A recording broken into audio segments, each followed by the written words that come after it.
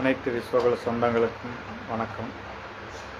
இன உணர்வோடு ஒற்றுமையோடு நாமெல்லாம் இருந்தால் மட்டுமே நம் சமூகம் முன்னேறும், அரசியலில் அங்கீகாரம் பெற முடியும். முதலில் நம் சமூக மக்கள் அனைவரும் கல்வியில் முன்னேற வேண்டும்.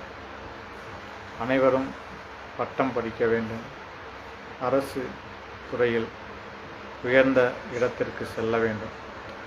அப்பொழுதுதான் நம் சமூகம் மேன்மை அடையும், முன்னேற்றம் அடையும். தமிழகம் முழுவதும் இருக்கக்கூடிய விஸ்வகர்ம சமூக சொந்தங்களுக்கு தங்களுடைய குழந்தைகளை படிக்க வைத்து அரசு ரீதியாக, அரசாங்க ரீதியாக அதிகாரம் நாம் பெற வேண்டும்.